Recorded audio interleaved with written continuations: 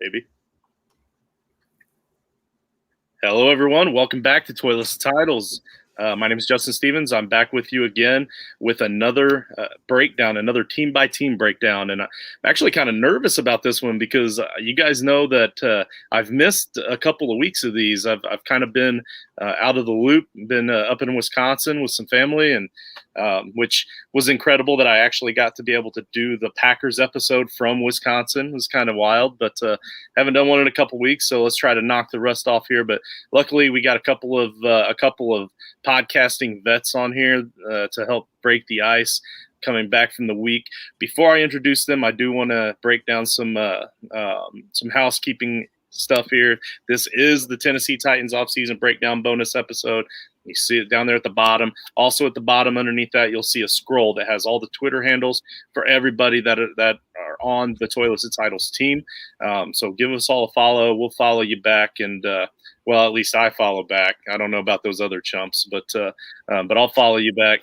Right now, you're watching us on YouTube, Facebook, and our other Facebook page, When a Family Breaks, where it's getting to be kind of football card season, memorabilia season. We sell cards and memorabilia on that site, so make sure you're checking that out regularly. This is a bonus episode. You know, all of our regular episodes are on all of that, plus Spotify, Apple Podcasts, and Podbean. So check out the regular episodes as well when you're going back. Make sure you hit that like and subscribe button. Help us out a lot. Patreon is another way that you can help us out. Patreon.com/Toilets and Titles. If you go on to Patreon and just type in Toilets and Titles, you'd be surprised. There really aren't that many of us that wanted that handle. So it's pretty easy to find us. 5-star reviews on Apple Podcasts. If you do go and check out the Apple Podcasts, don't forget the Frankenstein League, guys. We're trying to fill it, our listeners league. We have half of it is filled with friends of the show, half of it is filled with listeners, and we have a 3-copy league this year. Wild, imaginative league with crazy rules. It's pretty insane stuff. We call it Frankenstein, play on the Toilets and Titles, but just hit that 5-star review, DM us a screenshot of it, and you could be eligible to get in that league for free this year. There's our main Twitter handle, DM at Toilets and Titles, or myself at JustinFF_ right there next to my shoulder. Now, let's jump right into the guest here. I'm going to start off here. We have a recurring guest of the show. He's coming on for at least a second time. I know we've done another show with him through Fusion, but this is Andrew Mackins at Andrew Mackins. He's with at Underdog Fantasy. He's a writer for at the Undroppables. You see all that down there at the bottom. Andrew, how's it going tonight? It's going great. I am doing some last minute prep here for the Titans episode. I've been scrolling through my likes and haven't realized how much the shit I actually like on Twitter, trying to find some stats from this Julio Jones signing. So I'm really excited to get into that. And thank you guys for having me on again. Yeah, right on. Of course. Absolutely. Before we get rolling, is there anything that you're working on right now, very specific towards anything in particular, or anything for one of your shows that you're interested to get out there?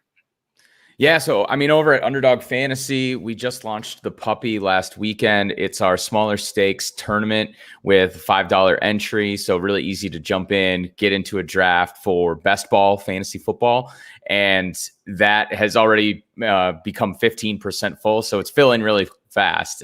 First place prize is $50,000. If you want to, as I've parlayed this, you can sign up.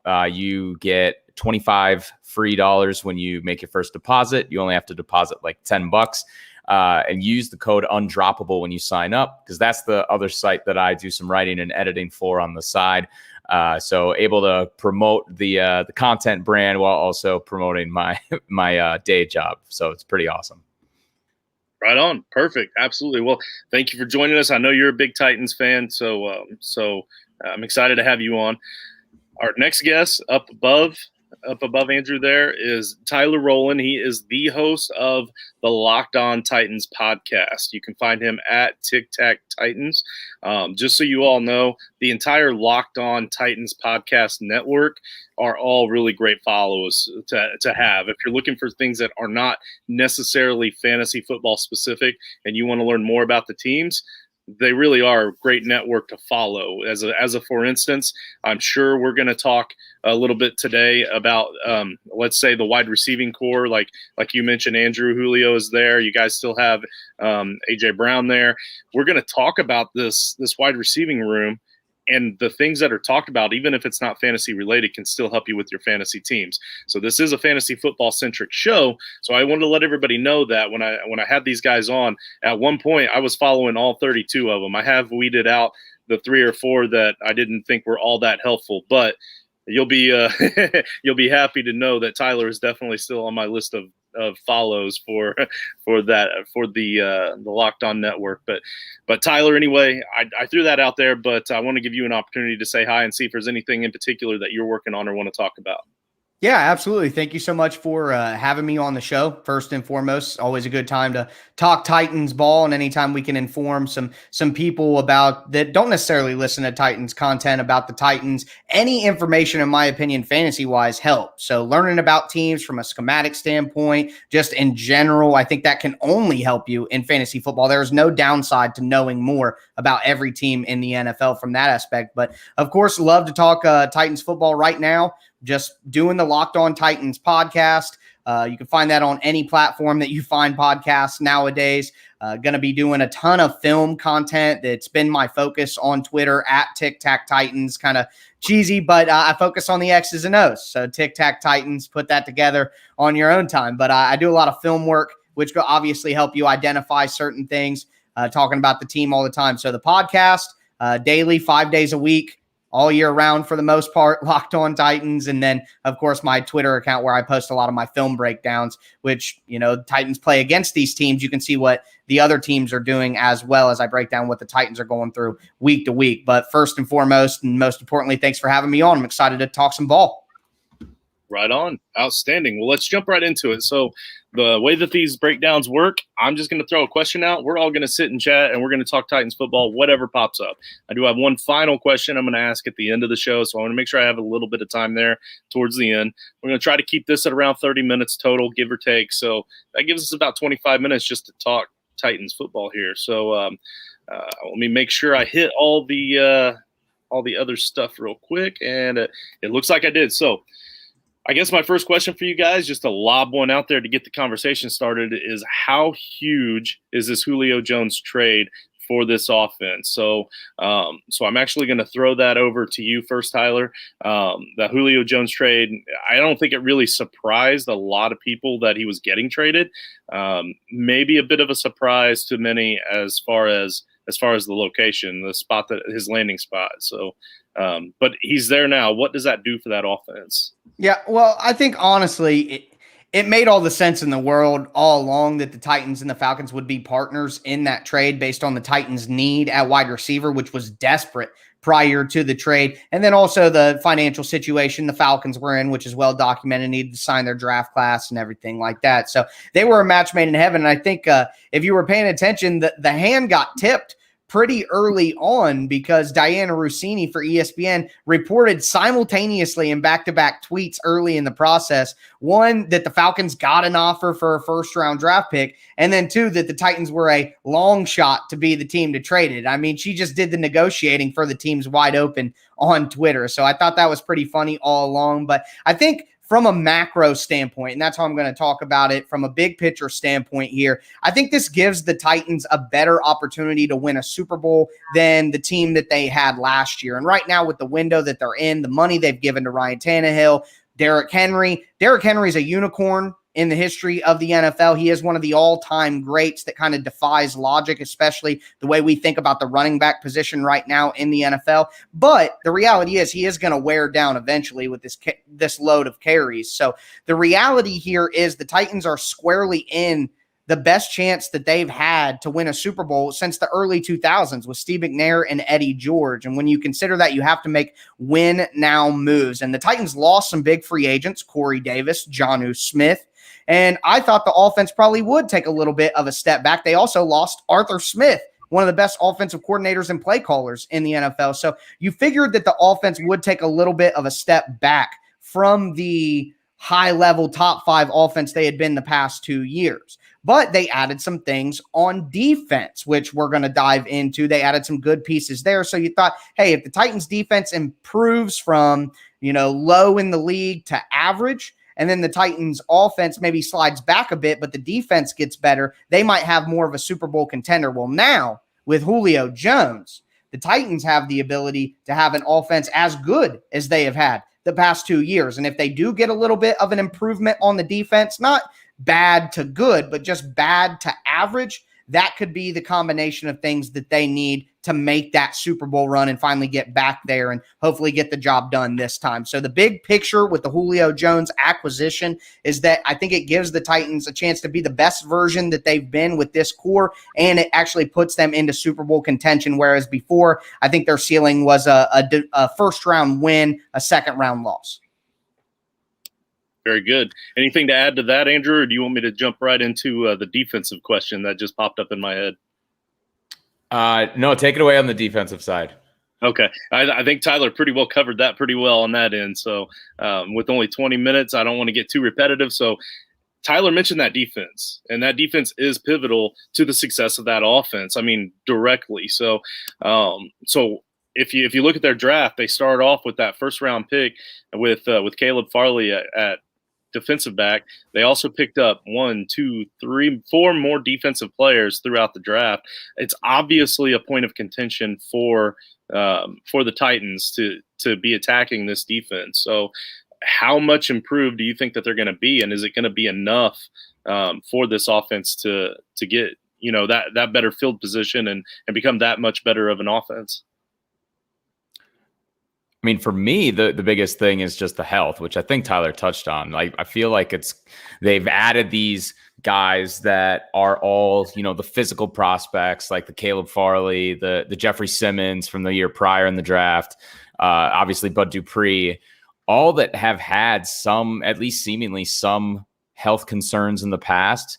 And I don't know, I mean, you can check me on this, Tyler, but I don't know if there's a lot of depth behind that defense. So if they get some injury luck, I'm super bullish that this defense is pretty underrated right now and will really help the offense in terms of securing that run to the Super Bowl, like really close out games. Obviously, Derrick Henry's helped a ton with that, but if you want to keep him fresh, the defense has got to help a little bit more too. So I really think that as long as the injury luck's in their favor, the defense has a lot of upside. But I'd love to hear your thoughts as well, Tyler, because you're the again, the X's and O's, the both sides of the ball guy. Well, I think you're right on point. They added some good pieces. Bud Dupree and Danico Autry on the defensive line have to help. The rookies in the secondary with Elijah Molden, and then you add in Caleb Farley, who, if healthy, could be a top 10 talent in the NFL draft. But I agree with your take that there's not a lot of depth. You look at the defensive line outside of a 30-year-old Danico Autry and then Jeffrey Simmons, who's a stud. The Titans have an undrafted free agent from last year in Tyler Tart, and they don't really have much outside of that. They have some roster veteran bubble guys who have had trouble staying on other teams. They don't have a lot of talent that you can really bank on. 5th round pick from 2020, Larrell Murchison, really struggled last year in his rookie year. So it's kind of hard to say that. You look at linebacker, they do have some depth there, but they're one injury away. And at edge rusher, which they really struggled last year, having a pass rush, the second least amount of sacks of any playoff team in NFL history. When you look at that, you add Bud Dupree, but he's coming off an ACL tear. Who knows when he's going to be fully ready? And then you have Harold Landry, but the Titans dropped Harold Landry back in coverage over 125 times last year, a career high. You're dropping your best pass rusher into coverage, his career high amount of times, while your team is historically struggling to get sacks. There's just a lot of questions, not only about the roster and the depth of the defense, but also about defensive coordinator Shane Bowen and whether he's actually an NFL defensive coordinator. So there are a lot of questions on defense, but I am with you in the optimism that with the pieces that they added, they have to hope, totally remaking this defense, they have to hope that they've done enough to make this at least a league average defense instead of one of the worst in the league. Yeah, very good. So do we have anything that we want to add when we're talking about that? You're talking defensive coordinators here. So that coaching staff in general, like what's the confidence level coming from a Titans fan? I mean, the last thing I want to see is this defense continue to struggle. And I hope that this, with Mike Vrabel being the defensive-minded head coach, you hope that he can really get these guys coached up and be that, the leader of men that everyone sees him to be, right? And I don't think there's any doubt of that now, but I was just thinking about the Falcons and what happened with Dan Quinn in that situation there. Like, he was brought in, as this defensive-minded head coach, and they let Kyle Shanahan run the offense, and they were gangbusters all the way through till 28-3. And then the years after that, it was the Falcons defense just falling apart. Like, they weren't pulling their weight on that team. And when you're a defensive minded head coach, like, you're eventually going to get canned for that. So I think the guy I'm like blanking on the guy's name, who's replacing Arthur Smith, but he's, I believe, an internal hire. He should be able to, take over the reins, know what they want to do on offense, utilize the weapons. On the defensive side, I would be ending up putting a lot of that on Mike Vrabel and just his overall philosophy and how that carries over to the defensive side of the ball. Yeah. I agree with you on a lot of that. That's a question. And I'll kind of just give some extra context on both of those situations. You look at the Titans offense, searching for Todd Downing, who's the new offensive coordinator. He was an internal hire. He was the tight ends coach for the Titans over the last few years, which is funny because Arthur Smith was the tight ends coach for numerous different head coaches in Tennessee before actually getting his shot. The tight end coach, of course, part of the game planning with the offensive run game, part of the game planning with the passing game. Todd Downing actually ran the red zone planning for the Titans the last few years. So there's confidence there that with the foundation built on offense and Todd Downing taking over, that they can continue what they're doing on offense. I want to give you guys a little bit of a stat here, and this will really satiate the fantasy people who are listening in the audience right now. Got to give a hat tip to Teron Davenport, the ESPN beat reporter for the Titans, who put out this stat. But against a 6-man box,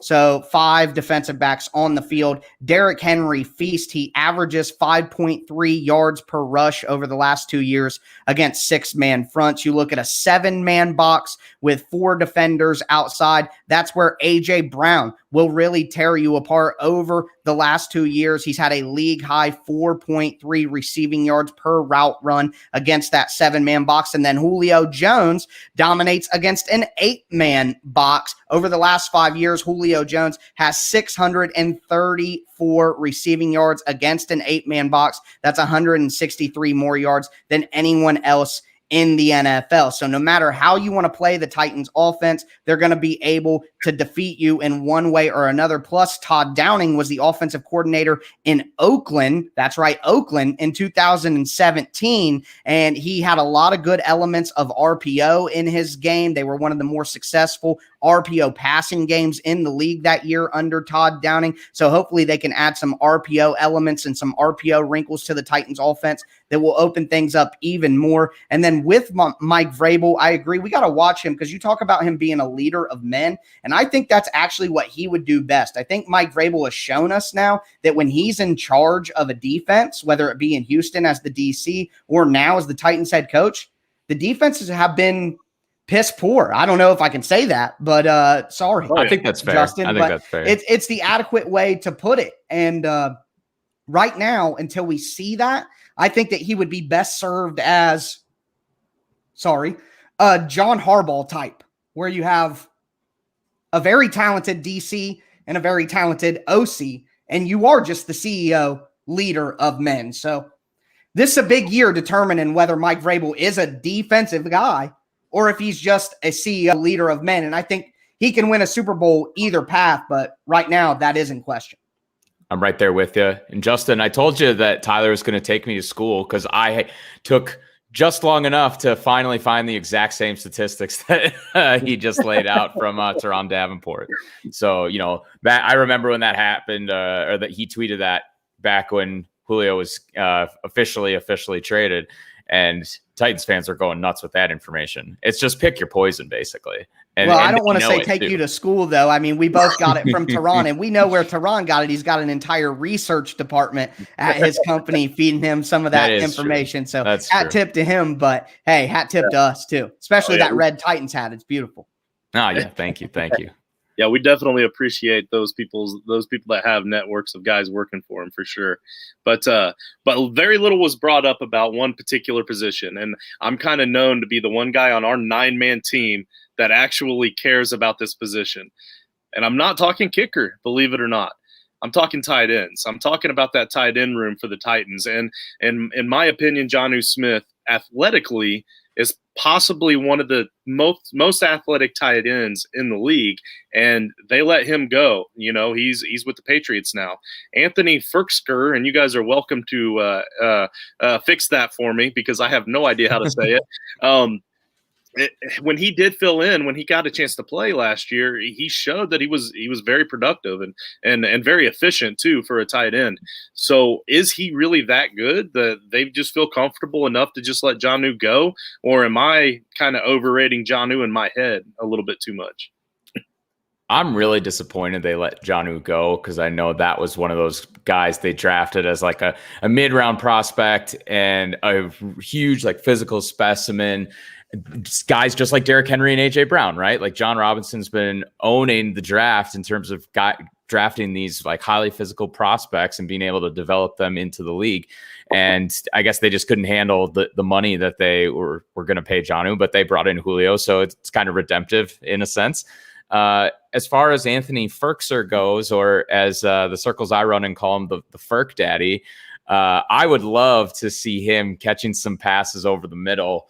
I think there was a lot of hype in the fantasy space when Julio wasn't on the team yet for Anthony Firkser because he did show some shine receiving. And at that time, the number 2 wide receiver was Josh Reynolds, right? So it seems like he would, easily catch a lot of volume of passes. Now, I think, he's still an interesting option, especially in, leagues where you have a deep enough roster. If you're drafting a best ball team, you need a backup tight end. I'm not going to shy away from Firkser because you can still get him at a pretty big discount now.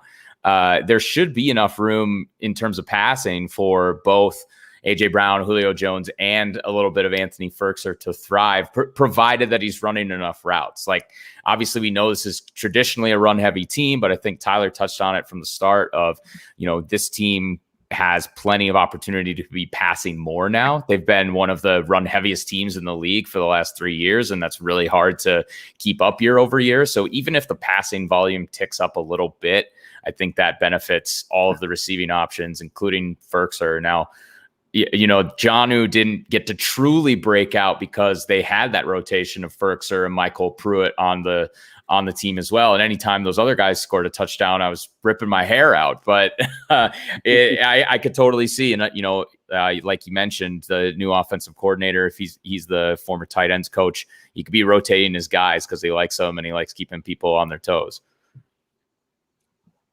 I gotta be honest. I totally disagree on Jonnu Smith. I have been from the beginning. I have said that the Titans should let Jonnu walk.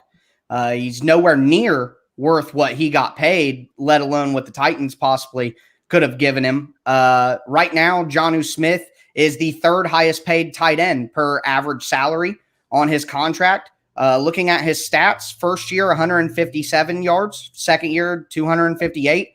Third year, 439, fourth year, 448. So we're talking about a guy who's never had over 500 yards in his entire career, who's the 3rd highest paid tight end in the NFL behind only Travis Kelce and George Kittle. When you think about that, I think it's asinine, quite frankly, that the Patriots gave him that money.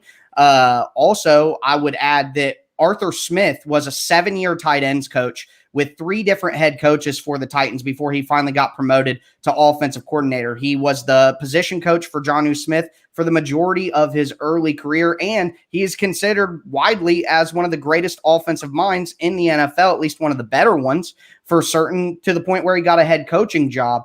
If Arthur Smith wasn't utilizing Jonnu Smith the maximum amount to his potential, then who else is going to? No one knows Jonnu Smith more than Arthur Smith. So if we want to have a little bit of fantasy involved here, Jonnu Smith is someone I am fading massively this year, regardless of what happens in New England. He's already experiencing some injuries, which kind of plagued him earlier in his career with the Titans. And here's what I would say from the Titans' perspective on this to get away from Jonnu. I think that the Titans will need less from their tight ends this year because of the added RPO elements I talked about with Todd Downing, and something that the Los Angeles Rams do really well with Sean McVay's outside zone scheme that they run over there. They utilize their physical wide receivers who are willing to put their nose in there and block as pseudo tight ends. So the Titans ran a lot of 2 tight end sets, but this year they don't have the tight end talent that they had last year. They have more wide receiver talent than they had last year with Julio, Josh Reynolds at number 3. I think Julio, Josh Reynolds, and A.J. Brown is a better 3 than Adam Humphries, Corey Davis, and A.J. Brown in year 2. Yeah. So for me, now they have more talent resources at wide receiver compared to tight end. And what the Rams do is they'll use 3 wide receiver sets, but motion in a physical wide receiver like Cooper Kupp in as that second tight end, whether it be stacked with the original tight end or on the flip side, balancing the formation. And they'll give you 12 personnel looks and 12 personnel plays out of 11 personnel. And the Titans have big physical wide receivers like you're talking about, like in Andrew, with Julio, Josh Reynolds, who came from LA. No coincidence there, in my opinion. And A.J. Brown, all those guys are willing to block. So the Titans can do multi-tight end stuff, but in 3 wide receiver packages. So I think that with the RPO elements can cancel out the loss at talent at tight end by utilizing the talent increase at wide receiver even better. So I hope to see the Titans, who have their fastball with the run game, their changeup with the play action pass game. I hope to see them add a curveball and a slider, those off ball pitches with the RPO elements, and then some more shotgun matchup based things on offense as well. And that can kind of cancel out the loss of Jonnu Smith even more, along with the Julio Jones trade. I like what you said there about comparing it to the Rams offense. Because if you think obviously Julio and A.J. Brown are big enough to block, but if you're like Josh Reynolds can be that and come in line as well, then I'm all for it. Definitely from a money standpoint, signing Jonnu to that big of a contract wouldn't have made sense. I think in the fantasy world, we obviously do a lot of wish casting on these late round tight ends that we want to break out, because there's only 3 of them that actually can do something for you in your fantasy lineup. And it'll be interesting to see what happens with the Patriots. Obviously, they signed 2 guys, so I think Bill Belichick's going to be cooking something unique up there. But totally with you. Where in the terms of Jonnu not being able to be worth that money, in our opinion. Do you think part of that was that he was hampered by a little bit of injury last year as well? I think he missed a couple games with an ankle. Yeah, for sure. That and they like to use him to block too. So he wasn't ever running enough routes to be the receiving tight end that we would want him. That is true. But one thing I will point out is, and I always bring up this tweet, we're bringing up other people's tweets today, but Kate Madjuk from the Ball Blast team over there, she's part of the Locked On network as well. She put out a tweet. Jonnu Smith actually ran more routes per game after Taylor Lewan tore his ACL last year than he did prior to Taylor Lewan. So the thought that he was actually blocking more and that was allowing him to run less routes per game is actually the opposite. And that did surprise me, because honestly, the eye test was telling me what you're saying. So I was surprised to see that. I guess maybe some more context would help. But just to finish this off, talking about the Titans tight end position specifically, Anthony Ferkser, in my opinion, is a better receiving option than Jonnu Smith in the pass game anyway. He's a better route runner. He understands holes and zones, how to feint his man and use his route running to get open with his limited athleticism, even though he's not on the level of a Jonnu Smith. So I actually think Anthony Ferkser, who by the time we get to fantasy drafts, he won't be a sleeper anymore, but that would be an incredible sleeper for me if you can get him in the later rounds. A guy like Ryan Tannehill has trust for him in the red zone. And with that in mind, I think the Titans do add another veteran at some point to the tight end group, whether that's a Zach Ertz level or someone on a much smaller scale like a Jesse James. Either way, I think the Titans add another tight end. If it is a Zach Ertz style guy or a Tyler Eifert, then you got to worry about Anthony Ferkser's production a little bit. But if it is a lower scale guy like a Jesse James, then I would look at Anthony Ferkser as a great option. And with the things I said schematically about utilizing 3 wide receiver personnel to mimic 2 tight end sets, I think that will allow Anthony Ferkser to still do what he does best, be out there for passing downs and be able to make hay over the middle of the field and in the red zone. He may be a guy who doesn't rack up a bunch of yards, but he'll get touchdowns. So Anthony Firkser, I think, can handle the load, but that does depend on what veteran the Titans add to the tight end group, and I do think they will do that.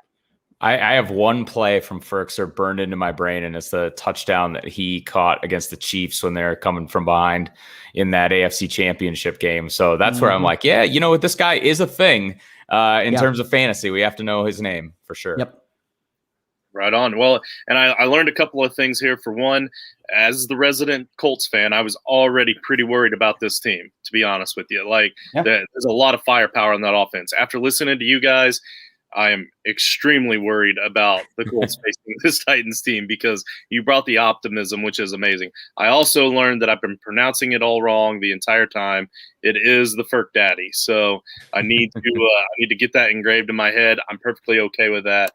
And the last thing I learned is that my beer is empty. So that means I'm going to break down one final question for the two of you guys, and we'll knock this question out. I've ended every one of the bonus episodes this way. Now my screen is frozen, so I hope you guys can still at least hear me. All right, there we go. So I started with Tyler with the first question. I'm going to start with you, Andrew, for this last question. At the end of the season, you're going to look back on the season, and it's either going to be, wow, they did more than I expected, better than I anticipated, or it's going to be, man, this was kind of a waste of a season. I can't believe that this happened. Because most likely, most of the time, our teams don't do exactly what we think that they're going to do. That's just reality. So when you're looking back on the season, what's going to happen for you to be able to look back and think, man, this was an awesome season, an amazing season. I'm so glad. I'm happy for what the team did. And then on the reverse end of it, what kind of stuff, what is something that could happen that might make you think, man, this was just a waste of a season, or they really underperformed, or whatever. And this can be a talent thing. It can be a win-loss record, whatever you want in your mind. So for me, if I'm making some bold prediction, I think the season ends with, man, this offense was super fun to watch and really exciting on TV any chance we could get. But man, this defense did no favors for the team. I'm tempering my expectations. I've been a Titans fan throughout the 2000s and the 2010s. So now we're kind of turning a new leaf here, and I still want to temper the expectations though. So that would be my main assumption. If it's going to go any way, it seems like it's going to go that way, and they might still struggle on the defensive side of the ball. It will end up being a wasted season, like you said, if they are scoring 28 points or something in a wild card game or a divisional round game, and they still allow 35 or 42 against the Chiefs because the defense just can't get a stop. Fair enough. Yeah, I think that's definitely a possible outcome in the range of outcomes. For me, I'll kind of take it a different direction. I think I would consider the Titans season a success if they did get to an AFC Championship game and lost to the Chiefs. I think right now we're dealing with a generational talent in Patrick Mahomes, and they just keep rolling every time, no matter the way the team looks. It doesn't matter. You got Pat Mahomes, you're probably going to make the Super Bowl every single year. That's the way it looks right now, right? So if the Titans got to the AFC Championship game again against the Kansas City Chiefs and just lost to one of the greatest players that we'll probably ever see in the history of the universe, then you take your ball, you go home, and you feel proud of the effort that you put in. You got back as far as you got last time, and you just weren't good enough to beat the talent that dominates. It's like going up against LeBron James in the Eastern Conference for the first 17 years of his career, like it just is what it is. He's Thanos. He's inevitable. So I think that losing in the AFC Championship, of course, I want the Titans to win a Super Bowl. I would lose all professionalism and cry for 30 straight minutes on the podcast. But for me, if they get to the AFC Championship game, lose, that's a successful season, or just lose to the Chiefs in the second round, something like that. I could live with that. The downside, if the Titans have a few injuries, Todd Downing can't replace Arthur Smith, Mike Vrabel still shows he's not a great defensive coach, and the Titans miss the playoffs, and let's say Carson Wentz plays well for your Indianapolis Colts, and the Colts win that division, and the Titans don't even make the playoffs, that would be an absolute failure. And at that time, the Titans would have to consider trading up into the draft to get a quarterback of the future and start to think about what comes next. So hopefully that's not the outcome. The reality is it'll probably be somewhere in between. those range of outcomes, but that's really where I think it could go. A slight playoff miss that causes them to reevaluate the core, or getting all the way back to the highest levels, but not being able to overtake Mahomes. That's probably the high and the low. Which, that's incredible. I love it. I love the answers. Absolutely love the answers. I was about to ramble on into something else that we didn't touch on, but you know what? I've already mentioned it. I was just going to say that personally, I think that Ryan Tannehill, because you mentioned something about said trading up for the replacing the quarterback position. I was like, I didn't know if you wanted to cut for time, but that is a spicy take. Yeah, it is, and I like it. I really do. As much love as I have for Ryan Tannehill, what I was going to say is that he is one of the best college wide receivers at the quarterback level in the pro. Yeah. Well, I'll just say, just unpack it very, very quickly. My thing is Ryan Tannehill's skill set as a player, I don't think lends to aging well. He really benefits off his strong arm, his athleticism. He doesn't have ideal pocket presence. He doesn't have ideal accuracy all the time and short to intermediates. So if the Titans offensive mastermind and Arthur Smith, if that loss is even more hindrance than we think, and it hurts Ryan Tannehill's efficiency that we've seen since he came to the Titans, and then he starts to age, I think it could go off the rails pretty quickly. And there's a lot of decent quarterbacks in this class coming out, and I think you could jump up to like pick number 10, pick number 11, like we saw with Pat Mahomes or Deshaun Watson, and get a pretty good guy. And if the Titans go 9-8 or 8-9, they're going to be in that mid-teens range and really be able to not pay too much to go up to one of those spots and get a guy. So I'm just saying that is the low-end, most doomsday option of this Titans season, and it would probably be based on injuries and coaching, not the players themselves. But at that point, that's what I think the Titans would do if it goes that way. But we don't want to end on a negative note. The Titans are beating the Chiefs and going to the Super Bowl, because going to the Super Bowl 3 years in a row is insanely unlikely. So just the odds are the Chiefs won't make it, and when they don't, it'll be the Titans. There you Someone go. will take out the Chiefs for the Titans. And it'll be the Titans. Let's go. Hey, hopefully it's the Colts taking out the Chiefs, and our teams can meet in the AFC title game. We can't play each other. I'd be much more confident about that matchup. I've already got money down on the us taking the division, so only maybe a little we'll end bit, it on man. The Colts are our nightmare, man. I'd only be a little bit more confident just because of the history of the Chiefs or the Colts, man. It's always rough. Yeah, but we can't. Like you said, we can't end the show bad mouthing Ryan Tannehill, because we all love him. We love the guy. We love Ryan. He's fantastic. But everything you said is true. But we'll move on from there. But just real quick on the outro here, guys, don't forget to check out Andrew's work down there at the bottom. I'm sure he's going to continue to give you a lot of good reads over at the Undroppables, and you can find him guesting on a lot of podcasts from time to time as well.